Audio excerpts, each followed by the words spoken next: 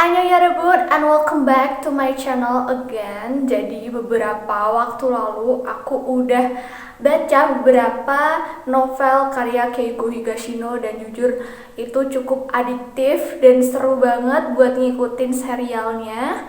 Aku juga udah bikin reviewnya juga untuk novel Melis dan juga The Newcomer. Nanti teman-teman bisa cek kedua video ini, linknya aku taruh di description box. Nah, baru-baru ini aku sudah menyelesaikan novel ketiga Keiko Higashino yang berjudul Salvation of a Saint.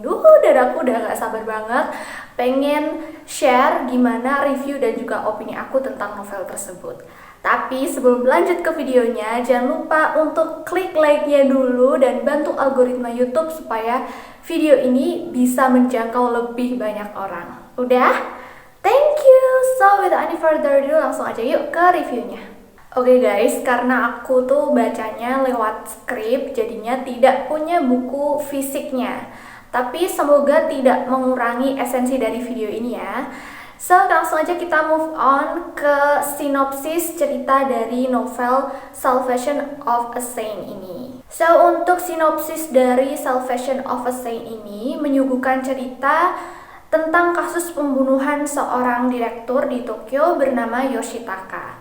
Nah, korban ini ditemukan meninggal seorang diri di kediamannya ketika istrinya bernama Ayane itu sedang pulang ke kampung halamannya di Sapporo, Hokkaido. Nah, jasad Yoshitaka ini ditemukan terbujur kaku di ruang keluarga rumahnya dengan tumpahan kopi yang habis diminum oleh seorang wanita bernama Hiromi yang notabene-nya merupakan murid dari Ayane dan sekaligus menjadi selingkuhan korban itu sendiri. Berdasarkan hasil otopsi, penyebab kematian dari Yoshitaka itu disebabkan oleh racun arsenit yang terkandung atau terdapat dalam kopi yang diminumnya tadi. Awalnya nih, pihak kepolisian itu berasumsi bahwa kejadian tersebut merupakan kasus bunuh diri biasa. Akan tetapi setelah ditelusuri lebih lanjut, ternyata kasus tersebut lebih rumit dari yang dibayangkan. So ya, kira-kira itu dia tadi gambaran sedikit blurb dari cerita Salvation of a Saint. Untuk tahu lanjutannya teman-teman baca sendiri ya. Sekarang kita akan lanjut ke poin-poin reviewnya. Let's go! Untuk novel Salvation of a Saint ini merupakan kategori how done it, kalau nggak salah seperti itu ya istilahnya. Yang mana pelaku itu sudah diketahui di awal, sehingga untuk jalan cerita selanjutnya lebih fokus pada bagaimana upaya pihak kepolisian atau detektif yang terkait itu menyelesaikan permasalahan kasus tersebut, teka-tekinya, motif, dan berhasilkah mereka mengungkap kebenaran siapa pelaku sebenarnya. Dalam novel ini berbeda dengan novel Melis dan juga The Newcomer, yang mana investigasi dilakukan oleh detektif bernama Kaga. Akan tetapi, di Salvation of a Saint itu menghadirkan karakter detektif baru bernama detektif Kusanagi dan juga Utsumi. Keduanya dan juga pihak kepolisian untuk memecahkan masalah tersebut dibantu oleh seorang fisikawan yang merangkap sebagai sahabat dari detektif Kusanagi bernama Yukawa, yang juga sering disebut atau dijuluki sebagai Galileo Sensei atau detektif Galileo. Sehingga kalau nggak salah novel Salvation of a Saint ini disebut sebagai serial detektif Galileo.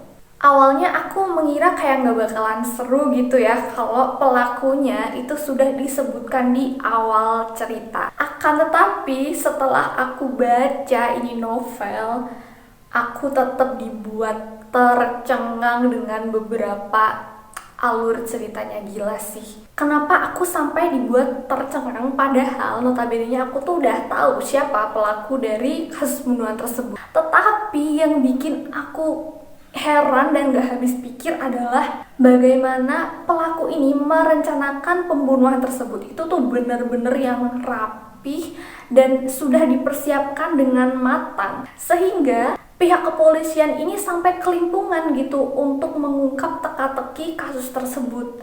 Bahkan untuk mencari trik yang digunakan pelaku aja, susah banget, investigasinya super panjang. Sampai-sampai kasus ini tuh disebut sebagai kejahatan yang sempurna karena itu tadi, si pelaku tuh bener-bener kayak yang udah well prepared gitu. Cara dia menghilangkan jejak-jejaknya bener-bener smooth banget. Terus alibinya itu juga super kuat. Jadi pihak kepolisian tuh sampai kebingungan gitu. Bagaimana nih cara mengungkapnya, triknya tuh apa aja. Gila sih, seru banget. Lalu karena novel ini tuh tipe-tipe cerita yang how done it gitu, jadinya proses penyelidikan yang ada bener-bener diungkapkan secara detail dari A sampai Z gitu. Jadi aku suka banget karena kita bener-bener mengerti detail-detail kecil dari setiap penyelidikan kasus itu tadi. Cuma untuk poin ini itu juga bisa jadi poin kekurangan novel ini. Kenapa? Karena seperti yang aku bilang tadi, karena proses penyelidikan atau investigasi kasus ini tuh kayak yang